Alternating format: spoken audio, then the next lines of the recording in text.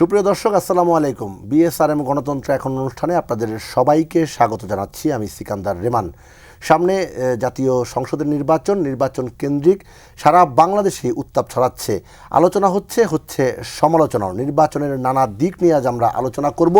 চারজন অতিথি এরই মধ্যে আমাদের সঙ্গে স্টুডিওতে এসে যুক্ত হয়েছেন।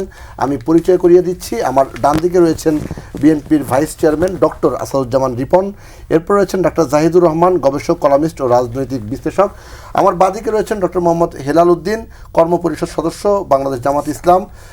সবশেষ রয়েছেন ফয়েজ আহমদ, প্রধান উপদেষ্টার সিনিয়র সহকারী প্রেস সেক্রেটারি। আপনার চারজনকেই স্বাগত জানাচ্ছি। আলোচনা শুরু করতে চাই আসাদুজ্জামান রিপন আপনাকে দিয়ে। বিএনপি চেয়ারম্যান তারেক রহমান বলেছেন ভোটাধিকার হরণকারী দলটি দেশ ছেড়ে পালিয়েছে, আরেকটি দল নির্বাচন বানচালের ষড়যন্ত্র করছে। আরেকটি দল বলতে আসলে কি বোঝানো হয়েছে? কোন দলটি আসলে? এটা যেহেতু আমার পার্টি চেয়ারম্যান স্পষ্ট করেননি, সুতরাং আমি তো এখানে অবগত না হয়ে আমি স্পষ্ট করতে পারি না, এবং সেটা ডিসেন্ট হবে না, আমি যে ক্ষুদ্র জ্ঞানে যা মনে করি। তবে এটা ঠিক যে নির্বাচনটা দেশে হওয়াটা খুব জরুরি, কারণ দেশে একটা ডেমোক্রেটিক ট্রানজিশনের একটা প্রক্রিয়া চলছে। দেশে বহু বছর ধরে নির্বাচিত সরকার নাই, নির্বাচিত পার্লামেন্ট নাই, জবাবদিহিমূলক কোনো সরকার নাই, এবং দেশের ব্যাংক বিমা সব ফোকলা ঠোকলা একটা যাচ্ছেতে অবস্থা হয়ে গেছে। এখন একটা জবাবদিহিমূলক একটা সরকার খুবই জরুরি। এবং আমরা দেখতে পাচ্ছি যে নানা ধরনের যে সমস্ত উস্কানিমূলক কথাবার্তা, বিভিন্ন ঘটনা যেগুলো ঘটছে বিভিন্ন সময়, যদিও সেগুলো আমি বিচ্ছিন্ন ঘটনায় মনে করি, এই সমস্ত ঘটনাগুলো বা এই সমস্ত কথাবার্তা নির্বাচনে উত্তাপ থাকে, কিন্তু সেই উত্তাপটা যাতে খুব নেতিবাচকভাবে উত্তাপটা তৈরি না হয়। নির্বাচনটা সুন্দরভাবে হওয়া উচিত, একটা সৌহার্দ্যপূর্ণ পরিবেশে সকল অংশগ্রহণকারী রাজনৈতিক দলের মধ্যে সেটা থাকা উচিত। প্রতিযোগিতা থাকবে, প্রতিদ্বন্দ্বিতা থাকবে, কিন্তু সেটা যেন কোনোভাবেই যেন একেবারেই নিম্ন পর্যায়ের কাদা ছোড়াছড়ির পর্যায়ে যাতে না যায়, ওটা গেলে নির্বাচনী পরিবেশটা থাকবে। সেগুলো তো হচ্ছে, এখন আমরা দেখছি আনফর্চুনেটলি হচ্ছে, বাট সেটা যারা দায়িত্বশীল নেতৃবৃন্দ সমস্ত পক্ষসমূহের কথা বলছে, আমি পার্টিকুলার কোনো পলিটিক্যাল পার্টির কথা বলতে চাই না, যারা নির্বাচনে অংশ নিচ্ছেন সবারই সেই ব্যাপারে সংযত থাকা দরকার। কারণ দিনের শেষে পার্লামেন্ট গঠিত হবে, দিনের শেষে নির্বাচিত সরকারও আসবে, রাজনৈতিক দলগুলো পরস্পরের সামনে বসবে, পাশাপাশি বসবে, কথা বলবে। এই ধরনের পরিবেশটা যাতে থাকে, এমন একটা পরিবেশ যেন না হয় যে যুদ্ধেই যাব না, ওই যে একটা প্রবাদ আছে, তাহলে যুদ্ধেই যাব না। এই ধরনের পরিস্থিতিতে কোনোভাবেই কোনো মহলের সেই ট্রাপে পড়া ঠিক হবে না। জি, আমরা একই বিষয় জানতে চাই ডক্টর মোহাম্মদ হেলাল উদ্দিন আপনার কাছে। বিএনপির বেশ কিছু অভিযোগ রয়েছে আপনাদের বিরুদ্ধে। এই অভিযোগগুলোর জবাব, আপনি তো অভিযোগগুলো সম্পর্কে জানেন তো নিশ্চয়ই, যে কি কি, যেমন কোনটা এক পাশ থেকে বলা শুরু করি আর কি। বিএনপি মহাসচিব মির্জা ফখরুল ইসলাম আলমগীর বলেছেন জামাত ভোট চাইছে, কিন্তু এখনো ৭১-এর ভূমিকার জন্য ক্ষমা চায়নি। আচ্ছা, আপনি নতুন শুনলেন বিষয়টা? জি, তো এটা জবাব দেন, পরেরটা করতেছি আমরা একটু শুনি। জি, ধন্যবাদ। আমার সহ আলোচক বিজ্ঞ ব্যক্তিবর্গ আছেন, সিনিয়র পার্সন সবাই, এবং লাইভে সংযুক্ত দর্শক শ্রোতা সবাইকে আন্তরিক সালাম এবং শুভেচ্ছা। আসসালামু আলাইকুম। ওয়ালাইকুম আসসালাম ওয়া রাহমাতুল্লাহ। রিপন ভাইয়ের কথার সাথে আমি একটু বলতে চাই, আসলেই দেশে নির্বাচনটা খুবই দরকার। মানুষ 15 বছর ভোট দিতে পারেনি, এরপরে একটা বিপ্লব হয়েছে, এরপরেও কিন্তু মানুষের মধ্যে স্বস্তি নাই, কেউ ইনভেস্টমেন্ট করতেছে না। দেশ কোন দিকে যায়, কি হয় না হয়, যেখানে অর্থনীতি স্থবির হয়ে গেছে, বাইরে ইনভেস্টমেন্ট আসছে না, ভিতরে যারা আছে যাদের কাছে টাকা আছে তারাও চুপচাপ আছে। এই অবস্থায় দেশকে গতিশীল করতে হলে ইলেকশন দরকার এবং একটা গণতান্ত্রিক সরকার দরকার। তো এই অবস্থায় আসলে কাদা ছোড়াছড়ি করা সঠিক হবে না। তো এখন মির্জা ফখরুল ইসলাম আলমগীর ভাইয়ের মতো একজন সিনিয়র পার্সন এই কথাটা কেমনে বললেন আমি বুঝলাম না। এখন দেখেন, নিষেধ করেছিলেন বলার জন্য না, উনি ক্ষমা চাইনি যে কথাটা বললেন। আচ্ছা, ক্ষমা তো চাইছে, আমাদের আগেও চাইছে, এখনও উনি আমাদের যিনি আমির সাহেব আছেন, উনি কিন্তু দেশেও ক্ষমা চাইছেন, বিদেশে যা প্রশ্ন করেছে সেখানে উনি ক্ষমা চাইছেন। তাহলে আর কিভাবে ক্ষমা চাইবে? আর বলেন এই ক্ষমা চাওয়ার বিষয়টা কেন, বিষয়টা পার্ডন হয় না এরকম? হ্যাঁ, তাহলে ক্ষমাটা কীভাবে চাইতে হবে সেটা একটু বলা উচিত, যে এইভাবে চান ক্ষমা। আর দ্বিতীয় বিষয় হলো যে দেখেন, একসাথেই তো আমরা প্রায় 30 বছর আছি, 30 বছর 98 থেকে শুরু করি, আগেরটা বাদই দিলাম, 91-এর কথা বাদ দিলাম। তারপরে আমরা 98 থেকে একটা সমঝোতার আন্দোলন শুরু হলো। এরপরে বলা হলো যে না, আমরা একটা জোট করব, যে জোট একসাথে আন্দোলন করবে, একসাথে নির্বাচন করবে, একসাথে সরকার গঠন করবে। 98 সাল থেকে, এই 98 সালে 4 দলীয় ঐক্যজোট গঠন হচ্ছে, 99 সালে ফাংশন শুরু হলো। তারপরে প্রায় 27 বছর আমরা কিন্তু একসাথেই ছিলাম। তো তখন কি আমাদের এই বিষয়গুলো ওনারা জানতেন না যে আমরা এই ক্ষমা টমা চাইনি, অতএব এদেরকে রাখা যাবে না? বলেন, আমাদের মানে নেত্রী চলে গেছেন, আল্লাহর দরবারে চলে গেছেন। তো উনি তো মানে বিএনপির সেকেন্ড বলা যায় যে প্রতিষ্ঠার মানে শহীদ প্রেসিডেন্ট জিয়াউর রহমানের পরেই তো বেগম খালেদা জিয়া মানে দলকে এই পর্যায়ে নিয়ে এসেছেন, কেমন? তো সেই নেত্রী তো আমাদেরকে আগলে রাখলেন, আমরা ওনার সাথে থাকলাম, এবং প্রত্যেকটা মহাসমাবেশ হয়েছে সেখানে কিন্তু উনি অ্যাড্রেস করেছেন, নিজামী সাহেবের কথা বলেছেন, মুজাহিদ সাহেবের কথা বলেছেন, সাইদি সাহেবের কথা বলেছেন, যেগুলা অযথা এদেরকে গ্রেপ্তার করে রাখা হয়েছে, ওনারা আমাদের সাথে জোটে আছে, এই জন্য তাদেরকে অপবাদ দেওয়া হচ্ছে। এই কথাগুলো উনি বললেন। আবার এখন ফখরুল ভাই যদি বলেন যে আমরা 71 ভূমি ক্ষমা চাইনি, এটা তো আসলে দ্বিচারিতা ছাড়া কিছুই নাই। কিছুই না। ডক্টর জাহিদুর রহমান, আসলে আগে আমরা দেখতাম যখন বিএনপি কিংবা বিএনপির যে জোট 20 দলীয় জোট, তারা যখন নির্বাচনে যায়নি তখন জাতীয় পার্টিকে সাথে নিয়ে এরকম একটা নির্বাচন খেলা হতো, এবং দেখা যেত জাতীয় পার্টিও কিন্তু আওয়ামী লীগের বিরুদ্ধে কথা বলছে। আমি এই নির্বাচনে খেলা বলছি না, মানে এই নির্বাচনে আমরা এমন পক্ষকে দেখতে পাচ্ছি যে পক্ষগুলো বিগত দিনে একসাথে ছিলেন, এখন যে তারা পরস্পর বিরোধী বক্তব্যগুলো দিচ্ছেন, এগুলো কি আসলে নিহায়াত বক্তব্য দেওয়ার জন্য বক্তব্য, নাকি প্রি প্ল্যান? না, প্রি প্ল্যান না, এটা বাস্তবতা। আচ্ছা, আমি ভাই যে বলছেন, জেনারেল ভাই, মানে এতদিন কি ওনাদের মনে ছিল না? তো আমরা তো প্রশ্ন করতে পারি, বিএনপি দুর্নীতিবাজ, বিএনপি 4 বার চ্যাম্পিয়ন হয়েছে, বিএনপি হয় সরকার হয়েছে, কিন্তু উনি বলেছেন একটি দল, নাম বলে নাই। তো এটাও কি যখন ছিলেন বা এতদিন যখন ছিলেন তখন মনে ছিল না? এটা দুই পক্ষেই হচ্ছে, আমি এটা বলতে চাইছি। ব্যাপারটা এইরকম, আসলে রাজনীতি এইরকমই। ওনারা যখন শেখ হাসিনার সাথে একসাথে আন্দোলন করলেন তত্ত্বাবধায়ক সরকারের জন্য, তখন ওনাদের মধ্যে এই রাজাকার বা যুদ্ধাপরাধীর বিচার হওয়া দরকার, শেখ হাসিনা বলতে এগুলো বলে নাই। শেখ হাসিনা বলেছে কখন? যখন জোটে গেলেন বিএনপির সাথে, শেখ হাসিনার ক্যালকুলেশন শুরু হলো। এখন আপনি যদি বলেন রাজনীতিতে কি শতভাগ নীতিনৈতিকতা মেনে রাজনীতি চলে, উত্তর হচ্ছে না, একেবারেই না। রাজনীতি আপনার সুবিধা অনুযায়ী করবেন। একসময়কার মিত্র দল পরস্পরের প্রতিদ্বন্দ্বী, আমি শত্রু বলছি না, গণতান্ত্রিক ব্যবস্থা কোনো শত্রু নয়, এখন দুই দল প্রতিদ্বন্দ্বী, তাহলে প্রতিদ্বন্দ্বীর কাজ কি? আমি কত ভালো সেটা বলা, আরেকজন কত খারাপ সেটা বলা। সো আমি ডিফারেন্স দেখানোর সমস্যা দেখি না। জাস্ট যেটা নিশ্চিত করতে হবে, আমি প্রায় বলি যে আমরা কোনো হেট স্পিচ যেন না দেই, আমরা যেন কোনো বাজে ট্যাগিং কেউ কাউকে না করি। এর বাইরে সব আসবে, 71ও আসবে, আসতে হবে তো। যেমন ধরুন, ভাই বলছেন ক্ষমা চেয়েছেন, আমি জামাত আমিরের এই ক্ষমার নিয়ে আমার সিরিজ করা আছে, আমি যেগুলো নিয়ে কথা বলেছি। যেমন ধরুন, উনি এভাবে বলেন, দুটো ভাষায় উনি এটা বলেছেন। একটা হচ্ছে এরকম, 1971-এ যদি আমরা কোনো অপরাধ করে থাকি এবং সেটা যদি সন্দেহাতীতভাবে প্রমাণিত হয়, তাহলে আমরা ক্ষমা চাইব, এটা এক। আরেকটা উনি বলেন, যখন ওনাকে 71 জিজ্ঞেস করে, উনি 47 থেকে আজ পর্যন্ত আমাদের যত ভুল, কেউ কষ্ট পেয়ে থাকলে ক্ষমা চাই। এগুলো আসলে পরিস্থিতিকে ডাইলুট করে দেয়া। আমরা আজ পর্যন্ত, ভাই যদি বলছেন কিভাবে আমি একটা ভাষা বলতে পারি, ভাষা আপনারা ঠিক করবেন, কিন্তু কন্টেন্টটা কি হবে সেটা বলতে পারি। যেমন ধরুন, একটা জিনিসে ক্ষমা হয় না, যেটা ওনারা স্বীকার করবেন না, ওটা কোর্টের বিষয়। সেটা হচ্ছে জামায়াতে ইসলামী সংগঠন হিসেবে যুদ্ধাপরাধ এবং মানবতা বিরোধী অপরাধে জড়িত ছিল কিনা, ওইটা যদি থাকে, ওইটা আসলে ক্ষমা নেই। ফৌজদারি অপরাধের কোনো ক্ষমা হয় না, ওইটা আসলে সরিয়ে রাখি। জামাত ক্ষমা চাইতে পারে কোনটা, যেটা তারা স্বীকার করেন, সেটা হচ্ছে তারা রাজনৈতিকভাবে পাকিস্তান একসাথে থাকাকে সমর্থন করেছেন। এখন প্রশ্নটা কোন জায়গায় জানেন? যখন 25 মার্চের পর পাকিস্তান আর্মি এভাবে আমাদের উপর ঝাঁপিয়ে পড়লো, এখানে মানবতা বিরোধী অপরাধ করলো, যুদ্ধাপরাধ করলো, খুন করলো, রেপ করলো, সেই পাকিস্তানকে রাজনৈতিকভাবেও, সেই পশ্চিম পাকিস্তানকে রাজনৈতিকভাবে আপনি সমর্থন দিতে পারেন কিনা, ইজ এ সিরিয়াস কোয়েশ্চেন। একটা ছোট উদাহরণ দিই, আমরা কিছু সাংবাদিককে ধরলাম না, ধরে জেলে টেলে নিলাম শেখ হাসিনার সময়, তাদের অপরাধ কি? সে গুলি করছিল, সে শেখ হাসিনাকে নৈতিক সমর্থন দিয়েছিল। তো যদি সেটা একটা অপরাধ হয় এত বড়, জামাত এই দেশে এরকম একটা জেনোসাইড চলেছে, আমি তর্কের খাতিরে ধরে নিলাম সেই জেনোসাইডে অ্যাক্টিভলি পার্টিসিপেট করে নাই, কিন্তু তাকে নৈতিক সমর্থন দিয়েছে, জামাত তো নিচে স্বীকার করে। জামাতের ক্ষমা চেয়ে বলা উচিত যে এটাও বিরাট অপরাধ, আসলে আমাদের এটা করা উচিত হয়নি। ক্ষমা এভাবে স্পষ্টভাবেই চাওয়া উচিত। তারা ভাষা ঠিক করবেন, কারণ আপনি নৈতিকভাবেও এই বর্বরতাকে সমর্থন করতে পারেন না।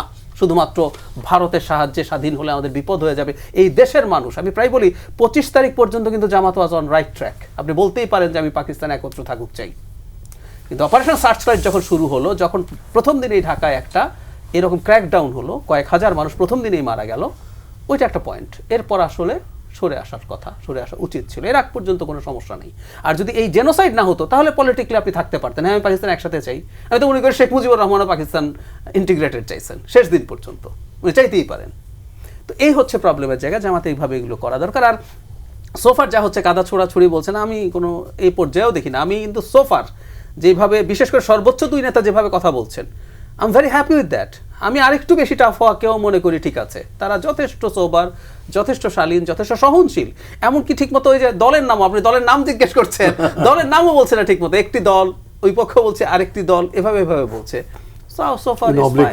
ইটস ফাইন, আমার কাছে মেজর কোনো সমস্যা দেখছি না আমি। ফয়েজ আহমেদ, এই যে ভালো খারাপের কথা বলা হচ্ছিল, ভালো খারাপের এই বিরোধে জড়িয়ে আলোচনা হোক বা সমালোচনা হোক, এতে যে পালিয়ে যাওয়া শক্তি তারা কোনো সুযোগ নিচ্ছে কিনা বা নেওয়ার প্রেক্ষাপট তৈরি হচ্ছে কিনা?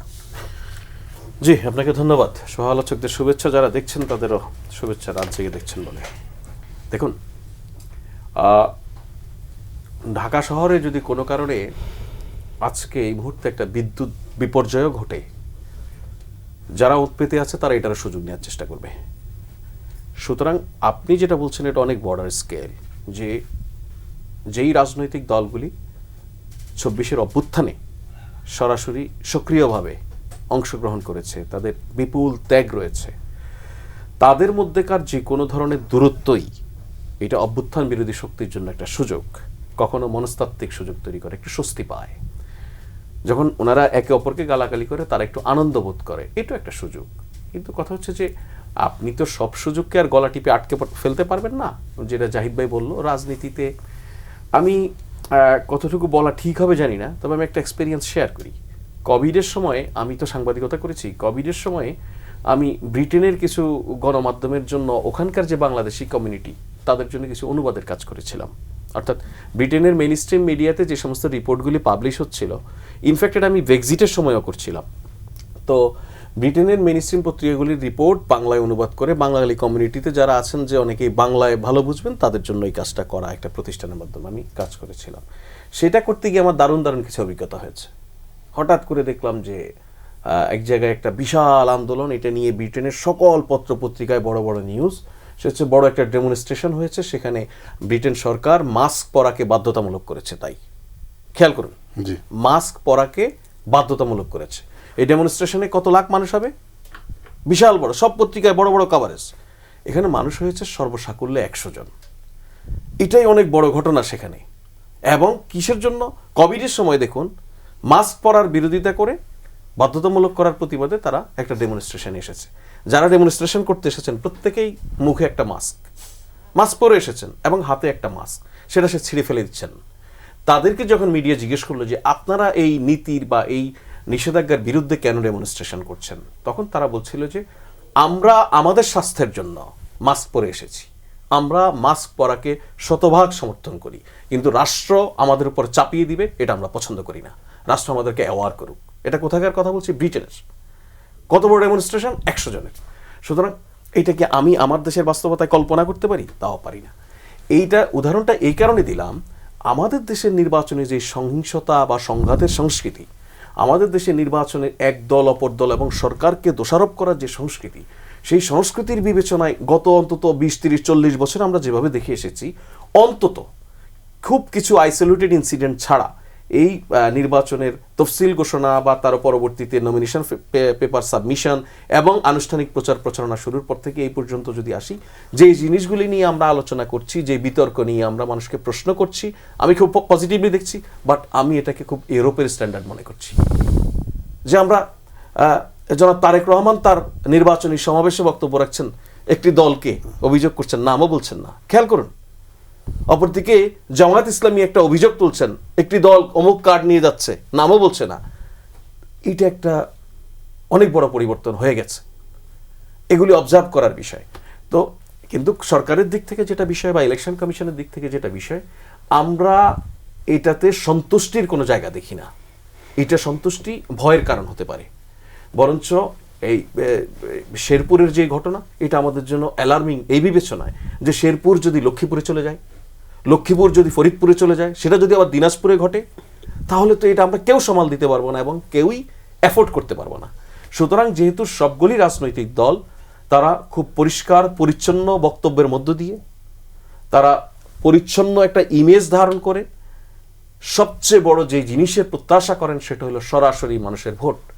খেয়াল করুন, কেউ ভোট কেনার চেষ্টা করছে না। খেয়াল করুন, কেউ কাউকে ভয়ভীতি প্রদর্শনের চেষ্টা করছে না, খুব আইসোলেটেড ইনসিডেন্ট ছাড়া বা নাম কস্তে কিছু অভিযোগ ছাড়া, যেগুলি খুব অনেক বেইগ অভিযোগ, অনেকগুলি নেই, পলিটিক্যাল কারণে করছেন। সুতরাং প্রত্যেকটা নির্বাচনে প্রতিদ্বন্দ্বী প্রার্থী জনগণের ক্ষমতার উপরে বিশ্বাস রাখছেন। এটা আমাদের এখানে দীর্ঘদিন অনুপস্থিত ছিল। নির্বাচনের আগেই গণতন্ত্রের অগ্রযাত্রার পথে আমাদের সবচেয়ে বড় যে প্রাপ্তি, আমি সেটা বলবো মানুষের ক্ষমতার উপরে বিশ্বাস রাখা। এটা সবাই রাখছেন।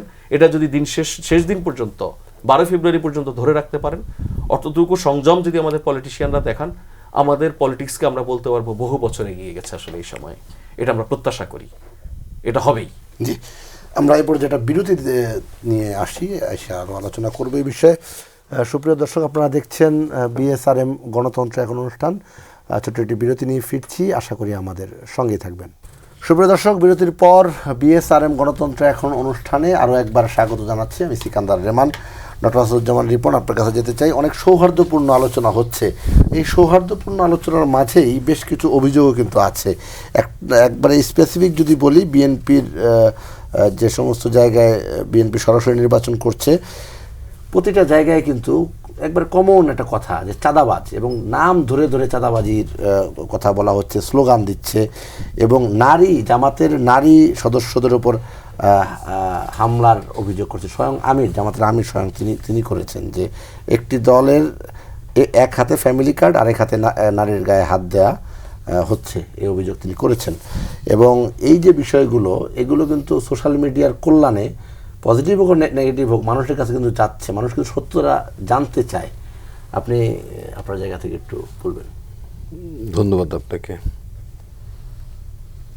প্রথমত হচ্ছে একেবারে নির্বাচনের ব্যাপারটা আপনি দেখবেন যে মানে শেখ হাসিনার আমলে বিএনপির বিরুদ্ধে এই অভিযোগ কেউ করেনি, চাঁদাবাজির অভিযোগ না করেনি।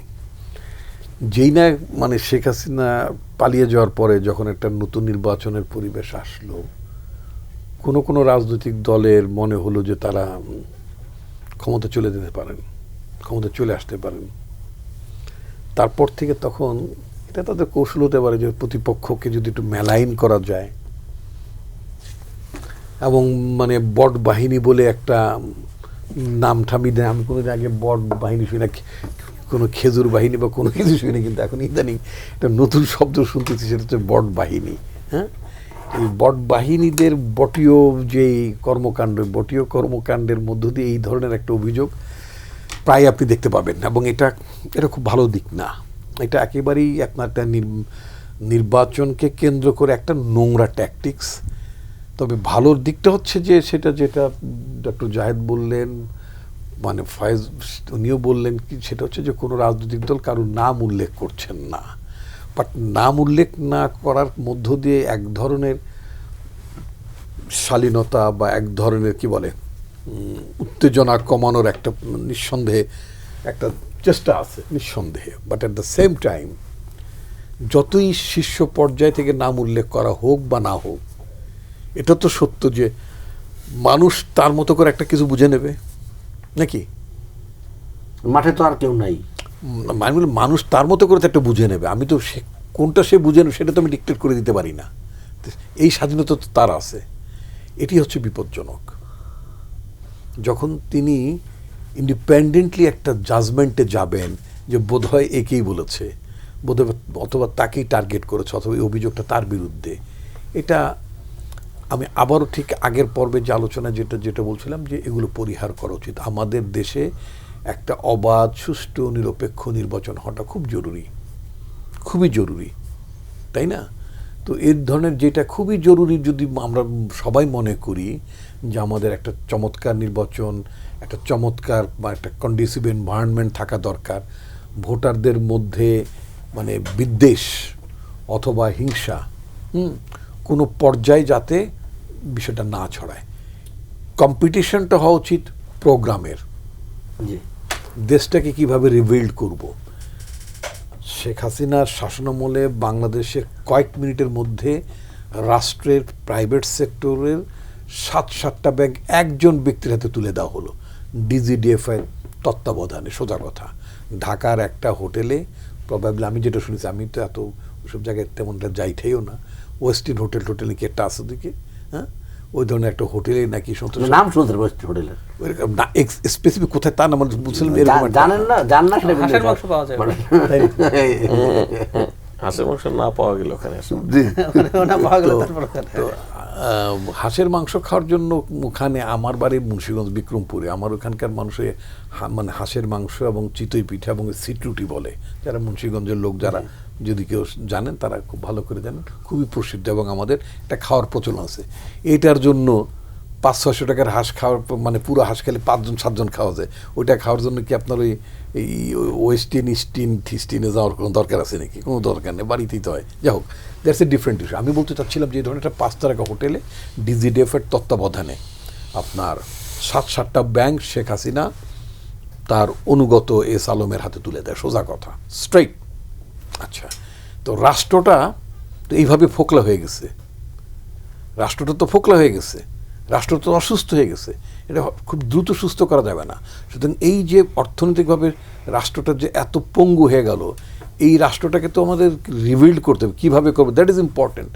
আমার স্বাস্থ্য খাতটা ঠিক করতে হবে, আমার শিক্ষা খাতটা ঠিক করতে হবে। মানে যে কোনো জায়গায় একটা ক্লিনিক টাইপের হাসপাতালগুলো ছিল, সেগুলো আমি আজকে একটা রুগী দেখতে গেলাম, নামটা বলবো না, হয়তো আবার একটা মানহানির মামলা টামলা করে দিতে পারে, এই জন্য বলবো না, হোয়াট এভার। আমি একটা ক্লিনিক টাইপের একটা মানে হাসপাতাল, ভদ্রলোকের আওয়ামী লীগের এমপি ছিল, নিজের নামে হাসপাতাল করেছে, কয়েক হাজার কোটি টাকা মানে মানে ঋণ টোস্ট এখন পালাইছে।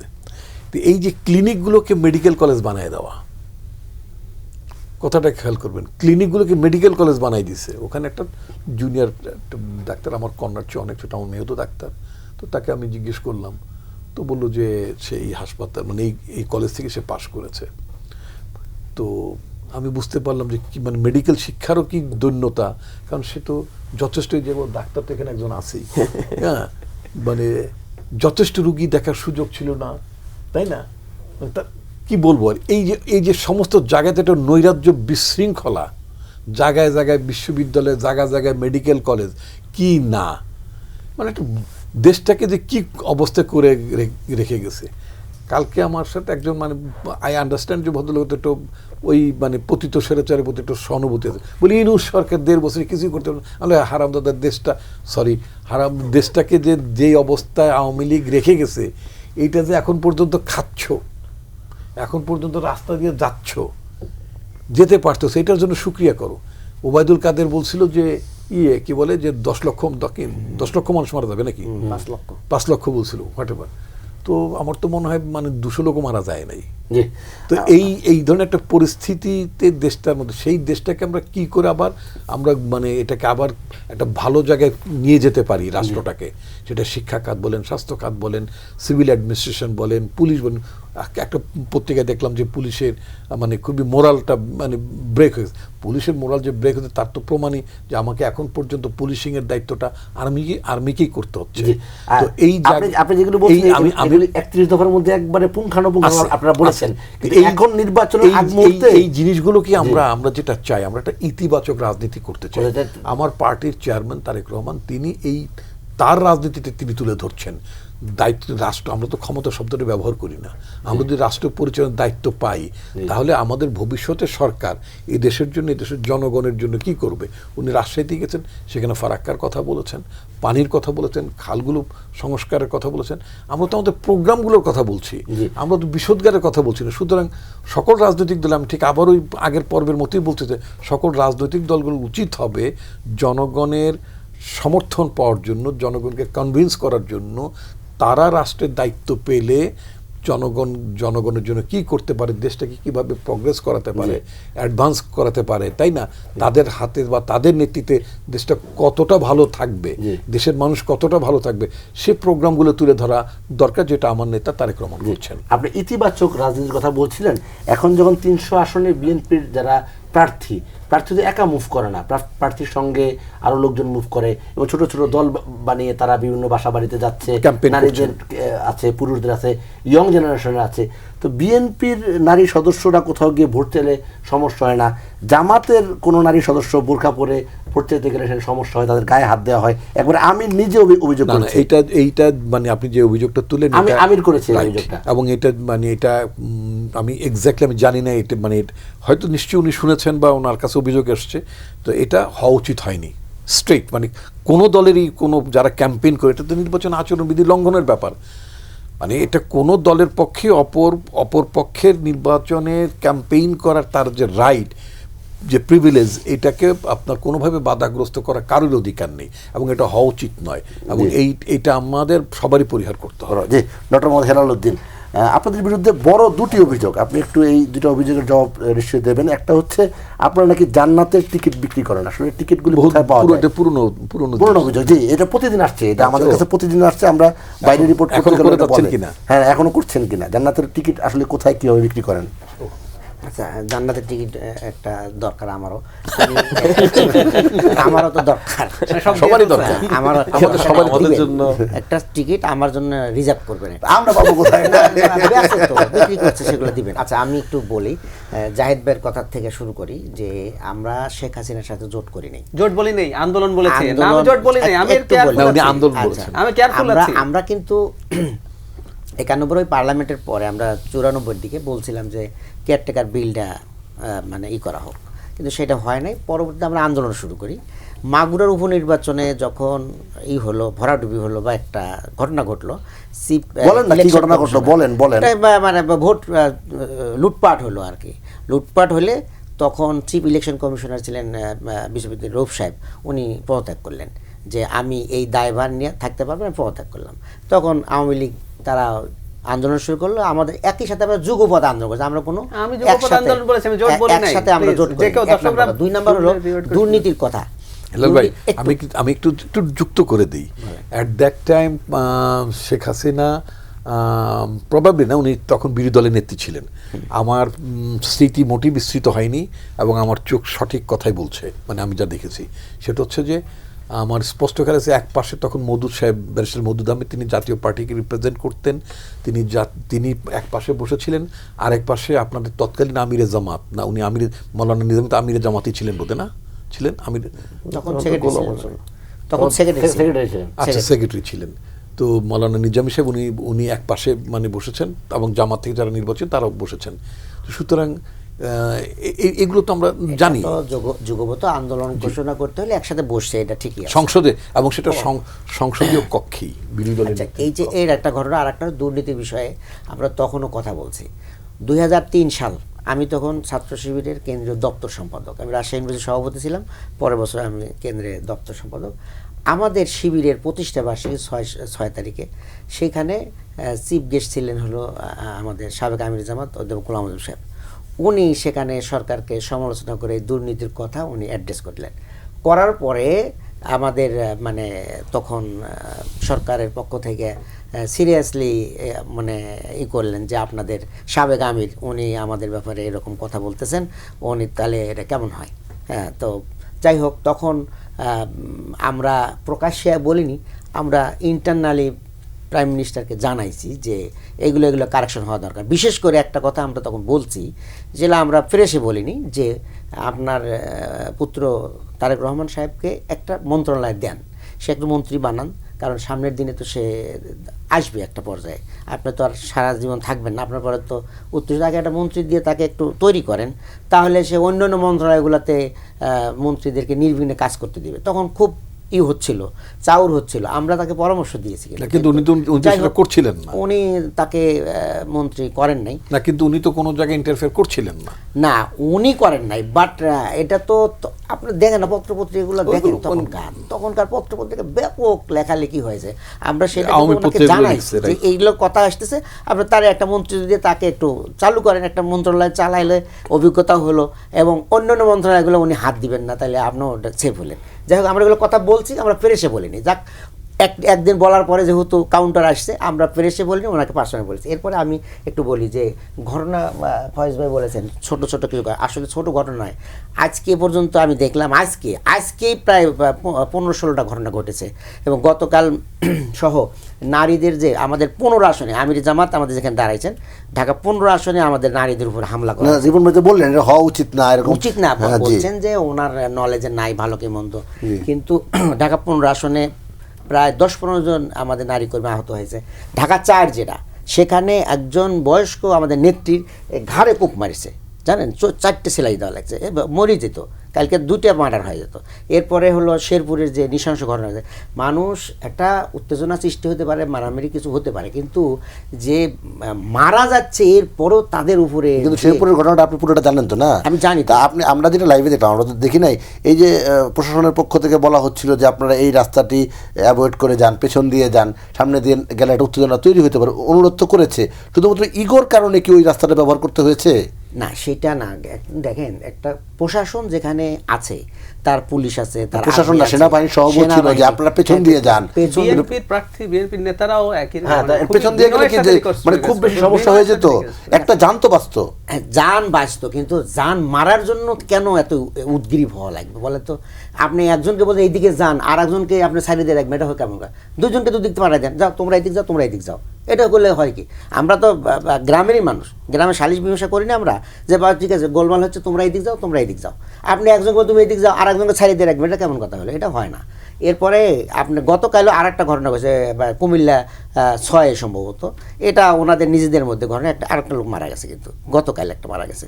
এরপরে ময়মনসিংহ 1-এ একটা স্বতন্ত্র প্রার্থীকে কিন্তু মানে বিএনপি লোকজন তাকে হত্যা করেছে, আরও 5-7 দিন আগে, 10-15 দিন আগে।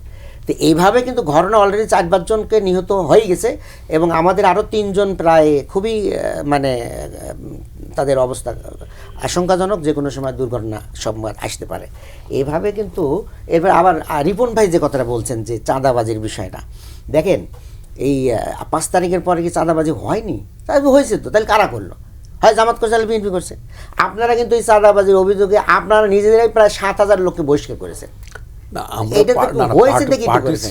অফকোর্স পার্টি তো ডিসিশন। আচ্ছা, আরেকটা বিষয় বলি রিপন ভাই, না, আমি আরেকটা বলি, বিষয়, একটা বিষয় পার্টি জবাব দেখ, বলি, আমি একটু জবাব দিলে ভালো হবে। জি, সেটা জবাব হচ্ছে যে দিন। একটা পলিটিক্যাল পার্টি যদি একটা এলিগেশনের ব্যাপার যদি রেসপন্স না করে, রিয়াকশন না দেখায়, তাহলে আপনি বলতে পারেন যে প্রশ্রয় দিচ্ছে। প্রশ্রয় এই না পার্টি ভাই, এই পার্টি কিন্তু যখন আপনার চাঁদাবাজি তো বন্ধ আপনাদের হলো না। শেরপুরের ঘটনায় Up to আপনি তো দেখেছেন যে পার্টি কিভাবে রেসপন্স করেছে এবং কি স্টার্ন মেজার নিছে, ইন্টার কমিটি পর্যন্ত রিজলভ করে দিছে, তাই না? ওকে, বিএনপি কিন্তু এগুলো একদম টলারেট করে না। রিপন ভাই, যদি সাসপেন্ড করার কারণে চাঁদাবাজিগুলো বন্ধ হতো, তাহলে বলা যেত ঠিক আছে আমরা একটা কাজ করছি। কিন্তু আমি না না, একই অভিযোগ কিন্তু একটু বলি, আমি জানি না দুনিয়ায় প্রশ্ন করবেন, একই অভিযোগ কিন্তু আপনাদের দলের বিরুদ্ধে হিউজ আছে, পত্রিকার মধ্যেই আসছে। হিউজ নেই। আচ্ছা। আচ্ছা, আমি আরেকটা কথা বলি। আমি এরকম আপনাদের একজন নেতার সাথে এরকম লাইভে কথা বলতেছিলাম। আমি বলতেছিলাম যে এইগুলো আপনারা অভিযোগগুলো আসতেছে, চাঁদাবাজি, এটা সেটা, টেম্পোরেশন গঠন। উনি বলতেছেন যে দেখেন, যারা যারা বঞ্চিত হয়েছে, তারা সরকারি সচিব যা বা প্রমোশন পায় না, তাদের নিজের জায়গায় বঞ্চিতরা জায়গায় ফিরে গেছে। আপনারা মানারাত ইউনিভার্সিটি আপনাদের বেদখল হয়েছিল, দিহুমণি আমাদেরটা দখল করে নিয়েছিল, যে আপনারা মানারাত নিয়ে নিয়েছেন। তা আমাদের টেম্পো স্ট্যান্ডগুলো তারা দখল করে নিয়েছে, আমরা দখল করলে, পুনরুদ্ধার করলে, এটা আমাদেরকে আপনারা বলেন কেন টেম্পো স্ট্যান্ড দখলকারী? তাহলে এইগুলো যদি আপনার মানে প্রশ্নের উত্তর হয়, মানারত আর ওনাদের হলো টেম্পো স্ট্যান্ড, আমাদের ব্যাপারটা হলো উনি কিন্তু নির্বাহী পরিষদের সদস্য। আপনারা হচ্ছেন শত শত কোটি টাকার প্রতিষ্ঠান ইসলামী ব্যাংকে পুনরুদ্ধার করলেন, আর বিএনপি রে বানাইলেন টেম্পো স্ট্যান্ড পুনরুদ্ধারকারী।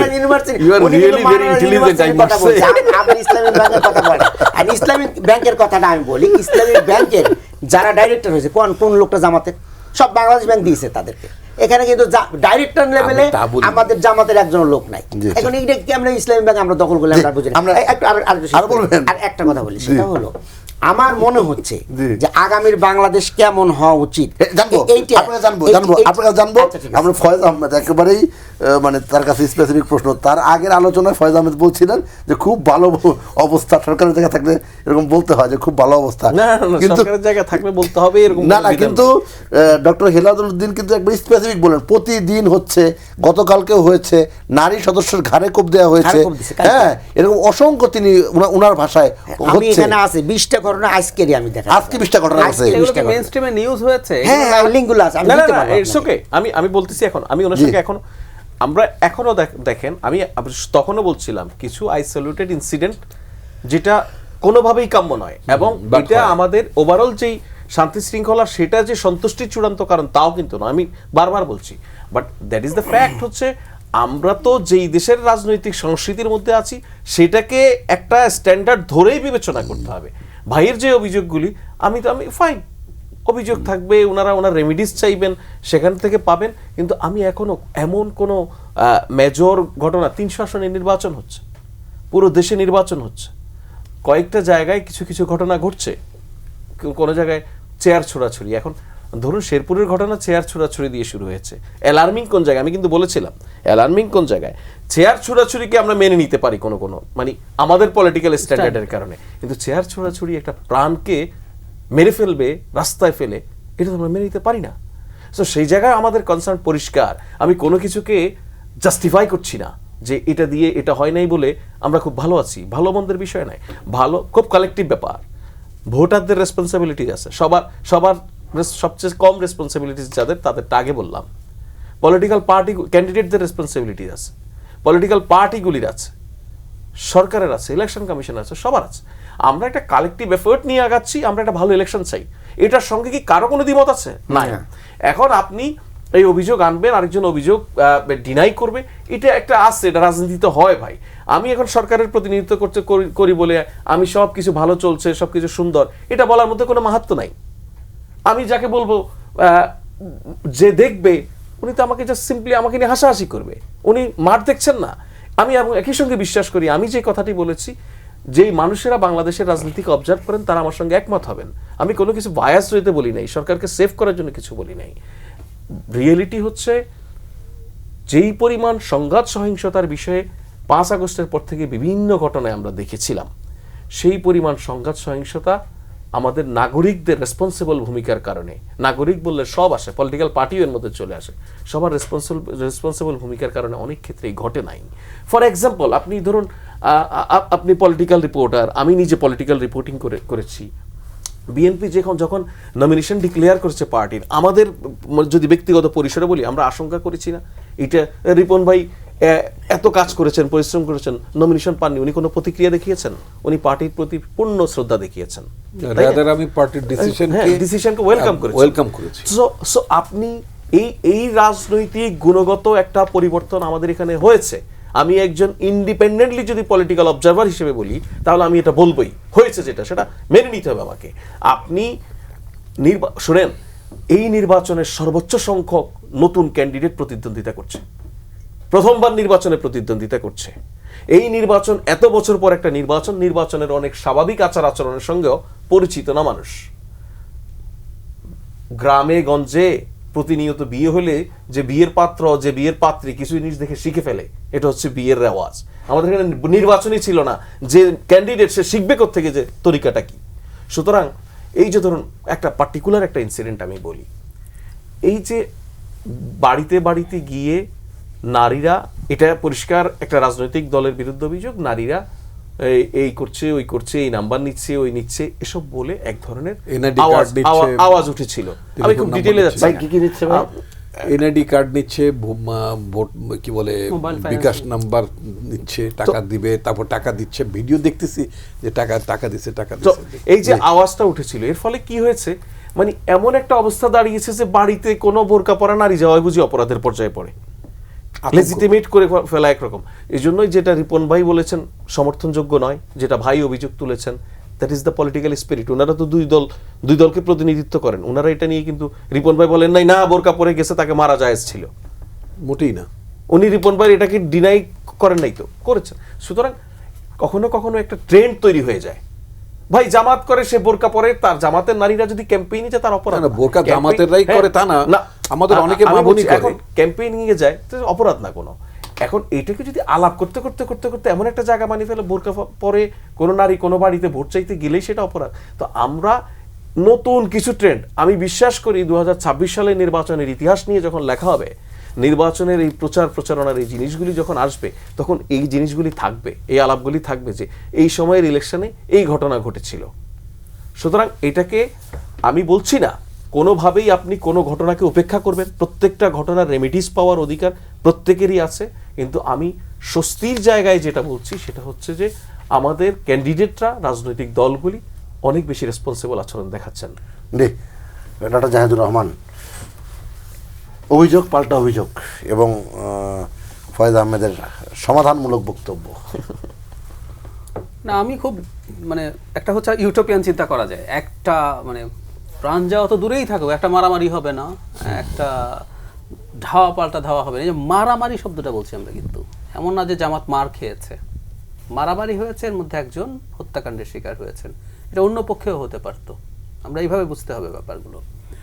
তো এটা আমরা যদি প্র্যাকটিক্যালি দেখার চেষ্টা করি, প্র্যাকটিক্যালি আমি আগেই বলেছি, আমি সত্যিকার অর্থেই যেভাবে বিহেভ করছে রাজনৈতিক দলগুলো, আরও একটা কথা বলা জরুরি, এটা আরও বেশি মহিমার ব্যাপার। কেন?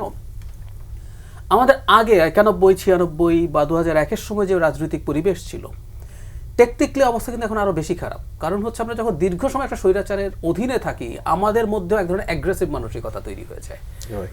তো আমরা ফাইট করেছি একসাথে হাসিনার বিরুদ্ধে, কিন্তু আমাদের অ্যাগ্রেসিভ বিহেভিয়ার তৈরি হয়। আমি অনেক সময় একটা সাথে একটা তথ্য দিই, সেটা হচ্ছে দ্বিতীয় বিশ্বযুদ্ধ থেকে বা প্রথম বিশ্বযুদ্ধের পর যেসব সোলজার বেঁচে ফিরে এসছে, তাদের অনেকে ডিভোর্স হয়ে গেছে, ওদের ডোমেস্টিক ভায়োলেন্স বেড়ে গেছে, ওদের ওয়াইফরা অবাক হয়ে দেখলো এই মানুষ এরকম অ্যাগ্রেসিভ হয়ে গেছে কেন, কথায় কথায় পেটাচ্ছে, বাজে বিহেভ করছে। তো যুদ্ধ পাল্টে দেয়।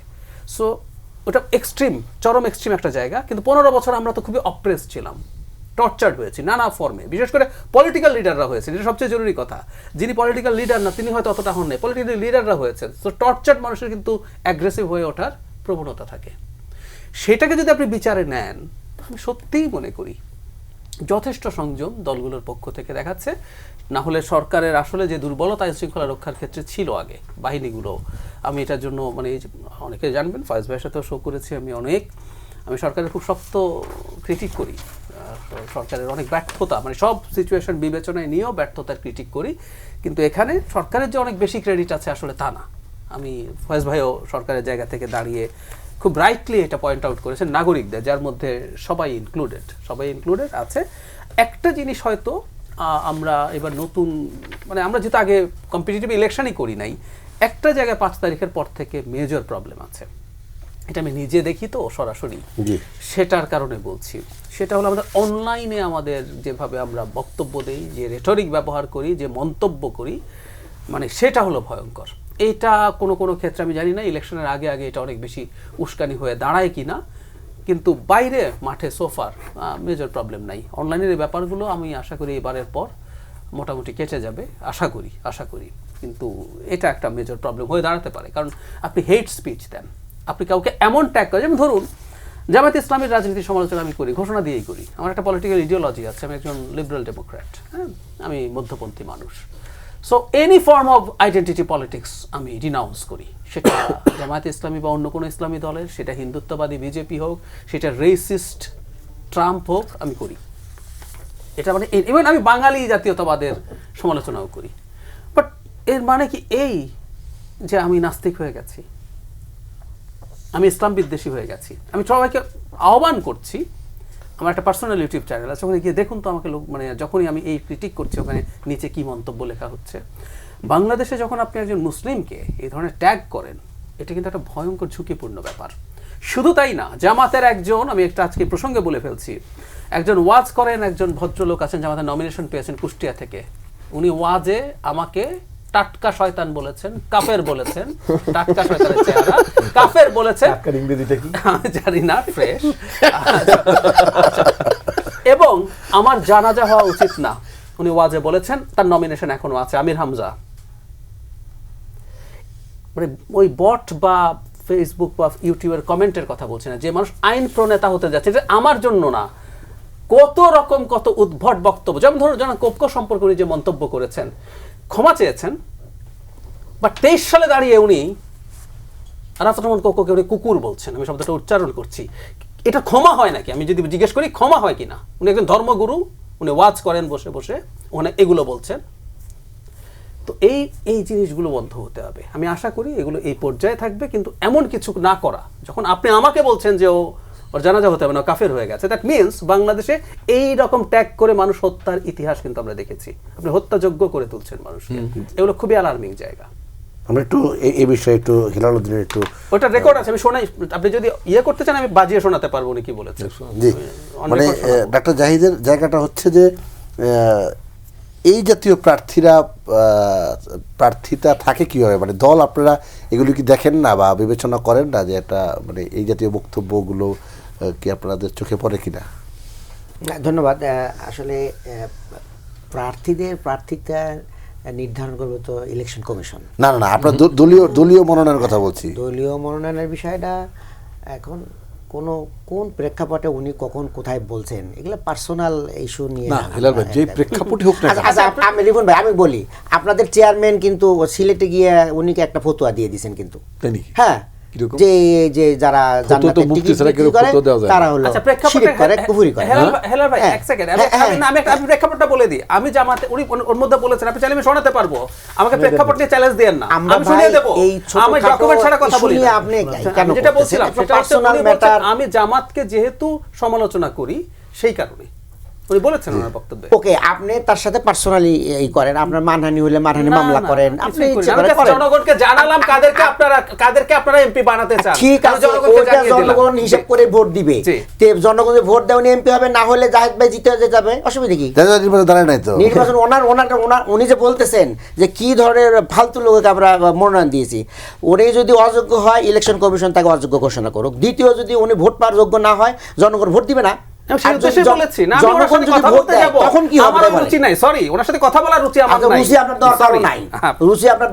জনগণকে ছাড়িয়ে দেন ওখানে ভোট দেয় কিনা জনগণ সেটা বুঝবে, আপনাদের চেয়ারপারসন যে উনি যে সিলেটে গিয়ে বললেন যে যারা জান্নাতের টিকিট বিক্রি করে, যারা ধর্মের ব্যবসা করে, তারা তো এটা কুফরি করে।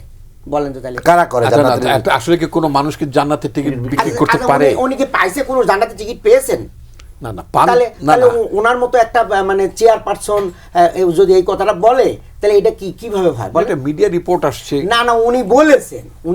আমি ওটা বলিনি, আমি বলছি যে এটা তো সত্য কথা, যা কোনো ব্যক্তি কথা শুনে আল্লাহ মানে আমি ভাইরাল ভাই, আপনি অনেক পণ্ডিত মানুষ, আমি জানি, আমি জানি আপনি একজন পণ্ডিত মানুষ। তো আমি যেটা বলি সেটা হচ্ছে বহুত বুজুর্গ মানুষ, আল্লাহর যারা অনেক মানে খাস মানুষ ছিলেন, তারা কাঁদতে কাঁদতে যার হয়ে গেছেন নাকি। হযরত আদম আলাইহিস সালাম পর্যন্ত দোয়া করছেন যে রব্বানা যালামনা আনফুসানা ওয়া ইল্লাম তাগফির লানা তারহামনা কুনান্না মিনাল খাসিরিন। এই যে দোয়া, তাহলে আমরা যেখানে প্রতিটি মানুষ আল্লাহ তাআলা আল্লাহ নবী সহ কয়েকজন মানুষকে হয়তো আল্লাহ তাআলা গ্যারান্টেড করছেন, এটা বাংলা করে দিবেন না, আমরা তো বুঝি না। বাকিরা সবাই মানে তার নফসের উপর জুলুম করছে। রিপন ভাই, আল্লাহ আপনি বললেন, আমি একটু বলি কোন মানুষ কি আসলে জান্নাত দেওয়ার অধিকারী কে? আল্লাহ। আমাদের একজন এমপি তো সূর্য আটকায় রাখে। জান্নাত দেওয়ার অধিকারী একমাত্র আল্লাহ। আল্লাহ ক্ষমা করার মালিক একমাত্র আল্লাহ, দয়া করার মালিক একমাত্র আল্লাহ। আল্লাহ ছাড়া কোনো মাবুদ নাই। কোনো বান্দা কি কোনো কাউকে, কোনো বান্দাকে বা কোনো বান্দিকে, বান্দি বলতে আমি মানে নারী অর্থে বুঝাচ্ছি, তো কাউকে কি জান্নাত দিতে পারে? উসিলা ভাই, না, কোনো উসিলাও হতে পারে,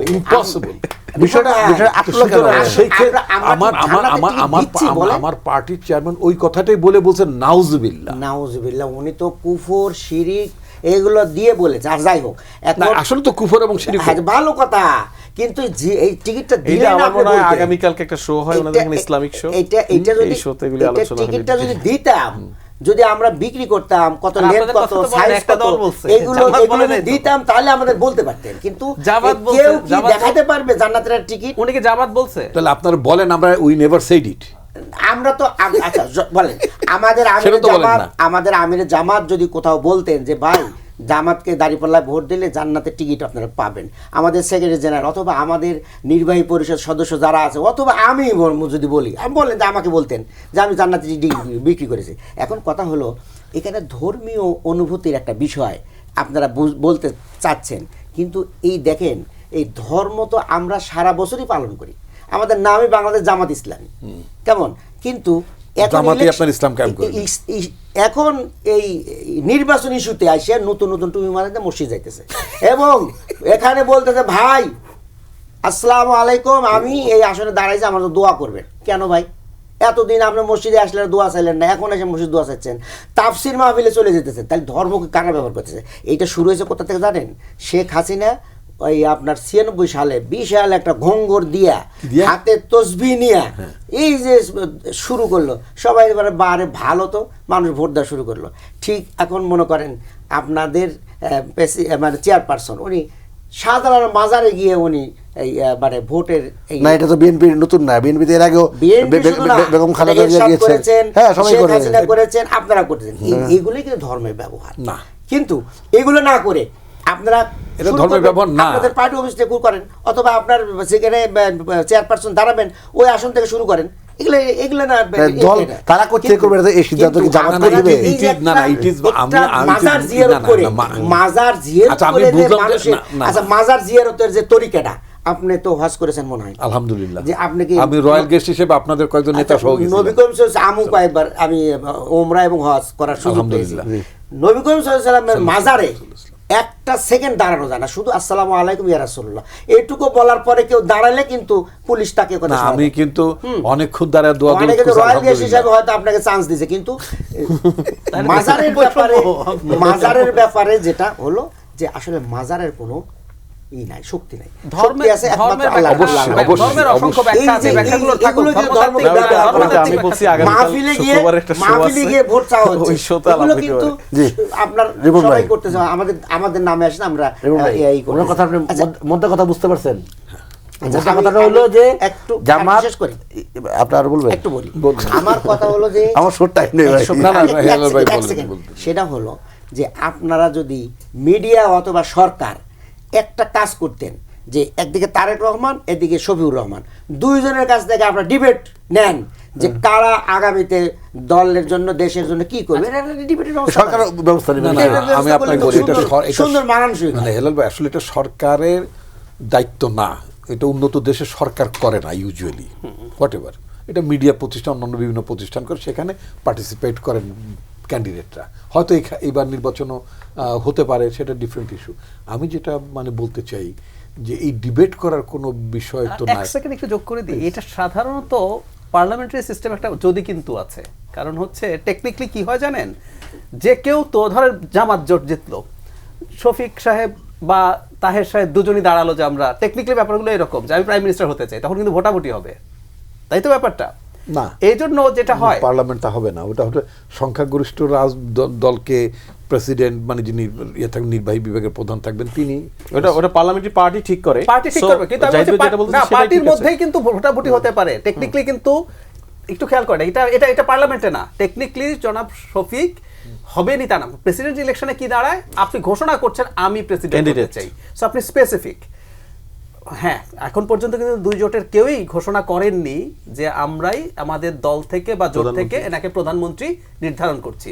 সো টেকনিক্যালি দুজন কিন্তু এখনো প্রধানমন্ত্রী কন্টেন্ডার না। প্রধানমন্ত্রীর কথা না, আমার জোট জিতলে আমার জোটই করবে, একটু জাহিদ ভাই কারেকশন দেই, জিতলে আপনার জোটই করবে। কারেকশন আমাদের দলের তরফ থেকে বহু আগে, আমি তো বটেই, আমি ক্ষুদ্র মানুষ, বহু আগে তো আমি বটেই, আমার পার্টির মহাসচিব থেকে শুরু করে শীর্ষস্থানীয় নেতৃবৃন্দ সবাই বলেছেন যে যদি আমাদের দল যদি সংখ্যাগরিষ্ঠতা লাভ করে, সার্টেনলি আমাদের ভবিষ্যতের প্রধানমন্ত্রী হিসেবে আমরা জনাব তারেক রহমানকে পেতে চাইব। কিন্তু বিবিসি বাংলাতে উনি ওনার ইন্টারভিউতে সম্ভবত বলেছেন, দেশে আসার আগে বিবিসি বাংলা একটা ইন্টারভিউ দিয়েছেন, সেখানে সম্ভবত তিনি দলের সিদ্ধান্ত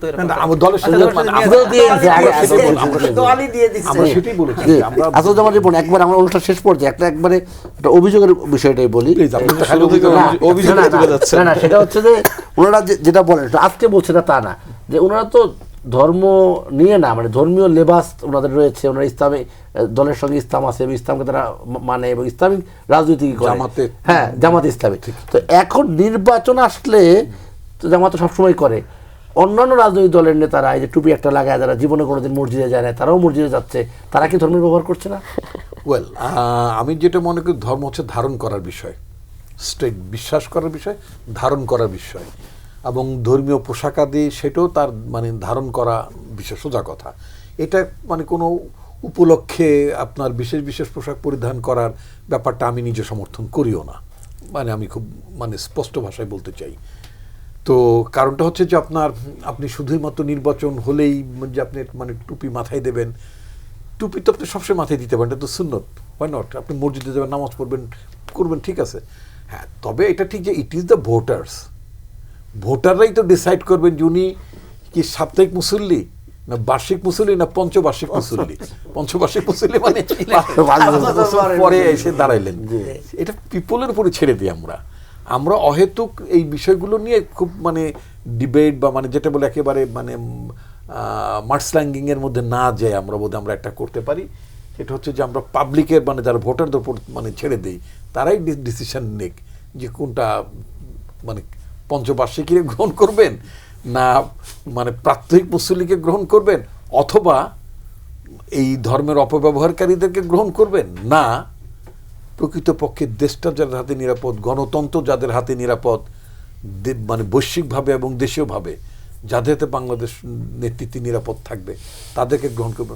মানুষকে আমরা যেন কেউই, সোজা কথা, মানুষকে বোকা না ভাবি, না, বোকার শব্দটা আমি বলতে চাই না, আমি বলতে আন্ডারস্টিমেট না করি। জি, ফয়েজ আহমেদ, তা আপনার কাছে এই প্রসঙ্গে না, আপনি বলছেন যে একটা ভিন্ন ধর্মীয় শোয়ের মাধ্যমে এটা করলে ভালো হয়, আমরা নিশ্চয়ই অথরিটিকে বলবো ধর্মীয় একটা আলোচনার মাধ্যমে এটা হওয়া যায় কিনা। আপনার কাছে আমার প্রশ্ন হচ্ছে, অনুষ্ঠান শেষ পর্যায়ে, সেটা হচ্ছে যে বেশ কিছু জায়গা থেকে সোশ্যাল মিডিয়া আমরা দেখেছি, এগুলো কারা করছে সেটা আপনারা আইডেন্টিফাই করবেন, কিন্তু প্রশ্নটা হচ্ছে এমন সরকারের পক্ষ থেকে কি হানা ভোটের ব্যাপারে কোনো নির্দিষ্ট হায় ভোট দিব বা নাই ভোট দিব নির্দিষ্ট কোনো বলার আছে? বলেন, বলার আছে, বলেন। হয়তো একটু অনুমতি নিয়ে বলি প্লিজ। আমি মনে করি এই যে সরকারটি, ওনার কথা বলছি, আমি বলি যে এই যে সরকারটি কোনো রেগুলার সরকার না। এটা গণঅভ্যুত্থানের পরবর্তী মানে গণঅভ্যুত্থানকে সংহত করার সরকার, সোজা কথা। সুতরাং এই গণঅভ্যুত্থানকে সংহত করার সরকার, আমি বিশেষ করে প্রফেসর মোহাম্মদ ইউনূসের কথা বলতে চাচ্ছি। আমি অন্যদের নিয়ে আমার খুব বেশি একটা কথাবার্তা নাই, কারণ এদের অনেকের যোগ্যতা নিয়ে আমার প্রশ্ন আছে। কিন্তু প্রফেসর মোহাম্মদ ইউনূস তো সার্টেনলি গণভোটে হা হোক এটাই তুমি চাইবেন, তাই তো চাওয়া উচিত, এবং সব মানে এটা তো উনি তথাকথিত তত্ত্বাবধায়ক সরকারও নন, তিনি কোনো রাজনৈতিক সরকার যে ওনার পক্ষ বিপক্ষ থাকবে না, উনি তো একটা আকাঙ্ক্ষার কারণেই তিনি তাকে এই জায়গায় মানে অধিষ্ঠান করেছে। উত্তর চলে আসছে নাকি? আমার মনে হয় গুড এনাফ। হ্যাঁ, রিপন ভাইকে ধন্যবাদ। আমি যেহেতু উঠলাম একটু যোগ করি, সরকারের একটা বোকামি দেখে আমার কাছে একটু অবাক লাগলো, যেটা নিয়ে আজকে নির্বাচন কমিশন সতর্ক করেছে। মানে প্রজাতন্ত্রের কর্মচারী যারা, মানে সরকারি কর্মচারী বলি আমরা যাদেরকে, তাদেরকেও নির্দেশনা দেওয়া হয়েছিল প্রচারণা চালানোর জন্য। নির্বাচন কমিশন দেখলাম একটা নোটিশ দিয়েছে যে এটা আরপিও এবং অন্যান্য আইনের সাথে সাংঘর্ষিক, সুতরাং এটা তারা সচেতন করতে পারবে যে আপনারা ভোট দিতে যান, গণভোট দেন, কিন্তু হ্যাঁ বা না এর পক্ষে প্রচারণা করতে পারবে না। সরকার এই জিনিসটা যে চালিয়েছে, তাদের এই আইন দেখে করলে ভালো হতো আর কি। জি, ফয়েজ আহমেদ। না, ঠিক আছে। এখন ওই যেটা বললেন ইলেকশন কমিশন, এটা আসলে কি নির্দেশনা পার্টিকুলারলি দিয়েছে, কাকে দিয়েছে জানি না। এটা ইলেকশন কমিশন খুবই সাংবিধানিক প্রতিষ্ঠান, তারা যদি সরকারকে কোনো ইনস্ট্রাকশন দিয়ে থাকে, সরকার সেটা রেসপন্স করবে যেভাবে করা দরকার বা আলোচনা করে ঠিক করবে। তবে এটা তো খুব পরিষ্কার, এই সরকারের একটা ম্যান্ডেটের বড় জায়গা হচ্ছে সংস্কার। সেই সংস্কারের বিষয়ে সবার সম্মতি নিয়ে যে বিষয়গুলিতে আমরা ঐক্যমত্য হয়েছি যে এগুলি গণভোটের মাধ্যমে মানুষের ম্যান্ডেট নিয়ে আসি, এবার সেই জায়গায় সরকার সংস্কারের যে স্পিরিট সেটাকে মানে শক্তিশালীভাবেই ধারণ করে, এবং সেজন্য মানুষের কাছে গণভোটের হ্যাঁ জিতলে কি সুবিধা, না জিতলে কি অসুবিধা, সেগুলি তুলে ধরছে, সেই জায়গা থেকে ক্যাম্পেইনটা করছে। এটা খুব ভ্যালিড, এটা সারা দুনিয়াতে নানান এক্সাম্পল আছে। জি, অনুষ্ঠান শেষ পর্যায়ে ডক্টর জাহিদুর রহমান, একবারে ছোট একটা বিষয়, অনেকে তো স্বতন্ত্র দাঁড়িয়েছে না, তো স্বতন্ত্র যারা দাঁড়িয়েছে আমরা দেখেছি যে, আপনিও দেখেছেন সোশ্যাল মিডিয়ার মাধ্যমে, যে যারা প্রবাসী ভোটার, যারা পোস্টাল মাধ্যমে ভোট দিচ্ছে, সেখানে যে মার্কাগুলি যাচ্ছে, সেখানে কি স্বতন্ত্রদের মার্কাটা যাচ্ছে? আমার মনে হয় যত রকম মার্কা আমি আছে, আমি আমি একটু ক্লিয়ার করে দিই, সব মার্কা দিয়ে দেয়া আছে। নির্বাচন কমিশনের কিছু রিজার্ভ মার্কা থাকে, হ্যাঁ, দলীয় যে সমস্ত পার্টিগুলি রেজিস্টার্ড পার্টি, তাদের সিম্বলের বাহিরেও স্বতন্ত্র হিসেবে কি কি প্রতীক দেওয়া হবে সেটা বরাদ্দ তার আগে রিজার্ভ থাকে। প্রতীক তো বরাদ্দ হয়েছে পরে, রাইট। এইজন্য এই যে ব্যালটটা আপনাকে প্রবাসীকে পাঠিয়ে দেওয়া হয়েছে, সেই ব্যালটে তার অ্যাপসে যে আসনের প্রার্থীতা চূড়ান্ত হওয়ার পরেই মাত্র কেবল উনি ভোটটা দিতে পারছেন। তখন তার অ্যাপসে যেটা পার্টিকুলার অ্যাপস দিয়ে দিচ্ছে, ওখানে ঢাকা, আমরা এখন যেখানে বসে আছি ঢাকা 10 আসন, এই ঢাকা 10 আসনে কারা কারা ক্যান্ডিডেট এইভাবে ওনার হচ্ছে। কাছে আছে, উনি দেখে ওখানে তার পছন্দের প্রতীকে কে না, ব্যক্তি সে এইভাবে- মার্কা আছে। এইভাবে এরকম মানে simple, ব্যালটের কোনো মধ্যে অসুবিধা নেই। সব দলগুলো মার্কাই আছে। এবং তার যত মার্কার নির্বাচন কমিশন সব মার্কা ওখানে আছে, সুতরাং ভোট দেওয়ার ক্ষেত্রে কোনো সমস্যা কোনো নেই। অসুবিধা নেই। না, এটা হচ্ছে, এটা আমি আর আমার আমি একটা জিনিস মেয়ে একটু যোগ ও করি যে বাইরে আছে, নির্বাচন সে এইভাবে কমিশনের দিচ্ছে। নির্দেশনাটা এটা নির্বাচনের দায়িত্ব না, প্রজাতন্ত্রের কর্মনিয়োজিত কোনো ব্যক্তি, মানে আমাদের প্রজাতন্ত্রের কোনো কর্মচারী সচেতন মানে including সবাই সবাই, সবাই সবাই। সবাই তারা সচেতন করতে পারবেন, হ্যাঁ বা না এর পক্ষে প্রচারণা চালাতে পারবেন না। যে রিপন ভাই বলছিলেন না, আমি ব্যক্তিগত মনে করি সেটা হচ্ছে যে এই সরকারকে আমি যেহেতু গণঅভ্যুত্থানের সরকার মনে করি, গণঅভ্যুত্থানের যে স্পিরিট সেটাকে সংহত করার দায়িত্ব এই সরকারের।